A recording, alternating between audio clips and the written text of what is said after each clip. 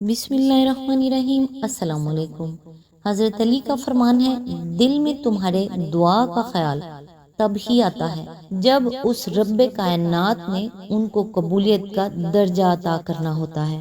فرمان حضرت علی، جو شخص تمہارے خون میں سے نہ ہو مگر پھر بھی تم کو عزت دے اور پیار دے تو بے شک وہ تمہارے لیے بہترین رشتہ ہے۔ کسی بھی رشتے کو نبھانے کے لیے قسموں اور وعدوں کی ضرورت نہیں ہوتی، بس اسے نبھانے کے لیے دو خوبصورت لوگ چاہیے، ایک بھروسہ کر سکے اور دوسرا سمجھ سکے۔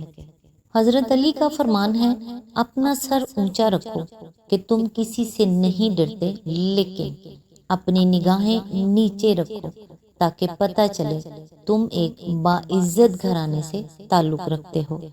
اللہ تعالیٰ سے دعا ہے کہ وہ آپ کو اور آپ کے تمام اہل و عیال کو اپنے حفظ و امان میں رکھے اور آپ کی تمام نیک اور جائز حاجات کو پورا کرے، آمین۔ آج انشاءاللہ سورہ المومنون کی آیت نمبر 27 سے سٹارٹ کریں گے۔ اس کا ترجمہ اور تفسیر تفہیم القرآن سے بیان کروں گی جو اہل سنت جماعت کے لیے ہے۔ اعوذ باللہ من الشیطان الرجیم، بسم اللہ الرحمن الرحیم۔ ہم نے اس پر وحی کی کہ ہماری نگرانی میں اور ہماری وحی کے مطابق کشتی تیار کر، پھر جب ہمارا حکم آ جائے اور تنور ابل پڑے تو ہر قسم کے جانوروں میں سے ایک ایک جوڑا لے کر اس میں سوار ہو جا اور اپنے اہل و عیال کو بھی ساتھ لے، سوائے ان کے جن کے خلاف پہلے فیصلہ ہو چکا ہے، اور اس ظالموں کے معاملے میں مجھ سے کچھ نہ کہنا، یہ اب غرق ہونے والے ہیں۔ اس کی تفسیر ہے، یعنی میری طرف سے اس تکذیب کا بدلہ لے، جیسا کہ دوسری جگہ فرمایا فَدَاءَ رَبَّهُ أَنِّي مَغْلُوبٌ فَانتَصِرْ، یعنی بس نوح نے اپنے رب کو پکارا کہ میں دبا لیا گیا ہوں، اب تو ان سے بدلہ لے لے۔ سورہ القمر آیت نمبر 10 اور سورہ نوح میں فرمایا وَقَالَ نُوحٌ رَبِّ لَا تَذَرْ عَلَى الْأَرْضِ مِنَ الْكَافِرِينَ دَيَّارًا إِنَّكَ إِن تَذَرْهُمْ يُضِلُّوا عِبَادَكَ وَلَا يَلِدُوا إِلَّا فَاجِرًا كَفَّارًا، یعنی اور نوح نے کہا، اے میرے پروردگار، اس زمین پر کافروں میں سے ایک بچنے والا بھی نہ چھوڑ، اگر تو نے ان کو رہنے دیا تو یہ تیرے بندوں کو گمراہ کر دیں گے اور ان کی نسل سے بدکار منکرین حق ہی پیدا ہوں گے۔ آیت نمبر 26۔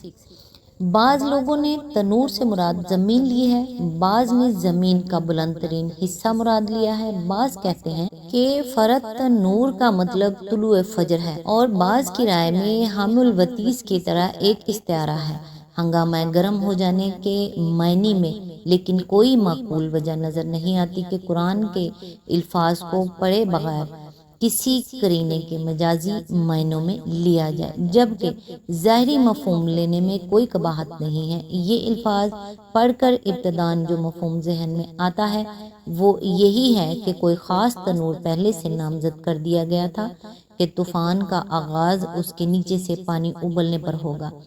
دوسرے کوئی معنی سوچنے کی ضرورت اس وقت پیش آتی ہے جب کہ آدمی یہ ماننے کے لیے تیار نہ ہو کہ اتنا بڑا طوفان ایک تنور کے نیچے سے پانی ابل پڑنے پر شروع ہوا ہوگا، مگر خدا کے معاملات عجیب ہیں، وہ جب کسی قوم کی شامت لاتا ہے تو ایسے رخ سے لاتا ہے جدھر اس کا وہم و گمان بھی نہیں جا سکتا۔ آیت نمبر 28۔ پھر جب تو اپنے ساتھیوں سمیت کشتی پر سوار ہو جائے تو کہہ، شکر ہے اس خدا کا جس نے ہمیں ظالم لوگوں سے نجات دی۔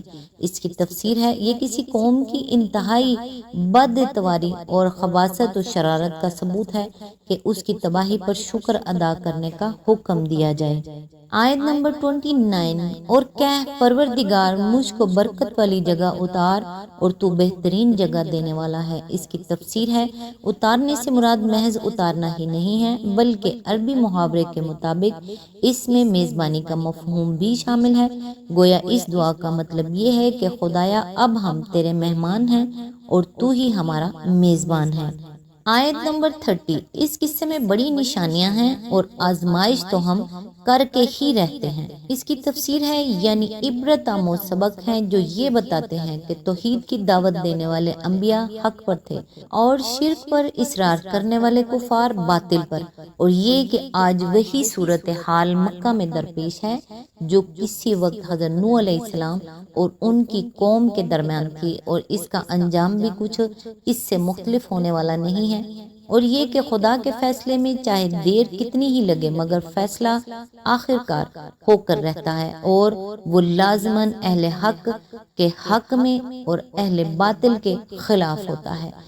دوسرا ترجمہ یہ بھی ہو سکتا ہے کہ آزمائش تو ہمیں کرنی ہی تھی یا آزمائش تو ہمیں کرنی ہی ہے۔ یہ تینوں صورتوں میں دعا اس حقیقت پر خبردار کرنا ہے کہ اللہ تعالیٰ کسی قوم کو بھی اپنی زمین اور اس کی بے شمار چیزوں پر اقتدار عطا کر کے بس یوں ہی اس کے حال پر نہیں چھوڑ دیتا، بلکہ اس کی آزمائش کرتا ہے اور دیکھتا رہتا ہے کہ وہ اپنے اقتدار کو کس طرح استعمال کر رہی ہے۔ قوم نوح کے ساتھ جو کچھ ہوا اسی قانون کے مطابق ہوا، اور دوسری کوئی قوم بھی اللہ کی ایسی چہتی نہیں ہے کہ وہ بس اسے خانے یغما پر ہاتھ مارنے کے لیے آزاد چھوڑ دے۔ اس معاملے سے ہر ایک کو لازماً سابقہ پیش آنا ہے۔ آیت نمبر 31، ان کے بعد ہم نے ایک دوسری قوم اٹھائی۔ اس کی تفسیر ہے بعض لوگوں نے اس سے مراد قوم سمود لی ہے، کیونکہ آگے چل کر ذکر آ رہا ہے کہ یہ قوم سیاح کے عذاب سے تباہ کی گئی، اور دوسرے مقامات پر قرآن میں بتایا گیا ہے کہ سمود وہ قوم ہے جس پر یہ عذاب آیا ہے۔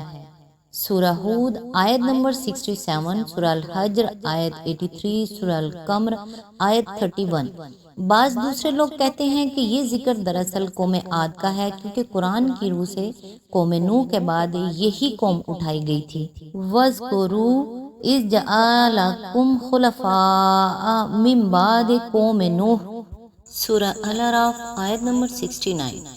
یعنی کہ صحیح بات یہی دوسری معلوم ہوتی ہے، کیونکہ قوم نوح کے بعد کا اشارہ اسی طرف رہنمائی کرتا ہے۔ رہا صیحہ یعنی چیخ، آواز، شور، ہنگامہ عظیم، تو محض اس کی مناسبت اس قوم کو سمود قرار دینے کے لیے کافی نہیں ہے، اس لیے کہ یہ لفظ جس طرح اس آوازہ تند کے لیے استعمال ہوتا ہے جو ہلاکت عام کی موجب ہو، اسی طرح اس شور و ہنگامے کے لیے بھی استعمال ہوتا ہے جو ہلاکت عام کے وقت برپا ہوا کرتا ہے، خواہ سبب ہلاکت کچھ ہی ہو۔ آیت نمبر 32، پھر ان میں خود انہی کی قوم کا ایک رسول بھیجا جس نے انہیں دعوت دی کہ اللہ کی بندگی کرو، تمہارے لیے اس کے سوا کوئی اور معبود نہیں ہے، کیا تم ڈرتے نہیں ہو؟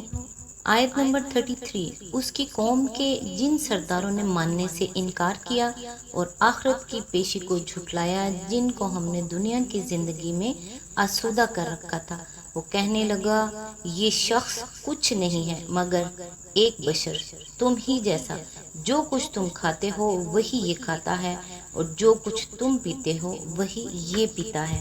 اس کی تفسیر ہے یہ خصوصیات لائق غور ہیں۔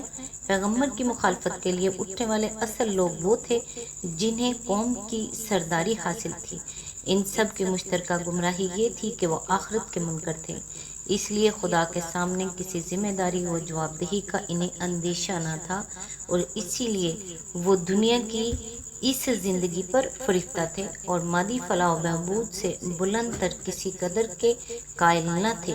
پھر اس گمراہی میں جس چیز نے ان کو بالکل ہی غرق کر دیا تھا وہ خوشحالی و آسودگی تھی جسے وہ اپنے پر حق ہونے کی دلیل سمجھتے تھے، اور یہ ماننے کے لیے تیار نہ تھے کہ وہ عقیدہ، وہ نظام اخلاق اور وہ طرز زندگی غلط بھی ہو سکتا ہے جس پر چل کر انہیں دنیا میں یہ سب کچھ کامیابیاں نصیب ہو رہی ہیں۔ انسانی تاریخ بار بار اس حقیقت کو دہراتی رہی ہے کہ دعوت حق کی مخالفت کرنے والے ہمیشہ انہی تین خصوصیات کے حامل لوگ ہوئے ہیں، اور یہی اس وقت کا منظر بھی تھا جبکہ نبی صلی اللہ علیہ وآلہ وسلم مکہ میں اصلاح کی صحیح فرما رہے تھے۔ آج تک کے لیے اتنا ہی. نیکسٹ انشاءاللہ آیت نمبر 34 سے سٹارٹ کریں گے. تب تک کے لیے دعاؤں میں یاد رکھیے گا. اللہ حافظ.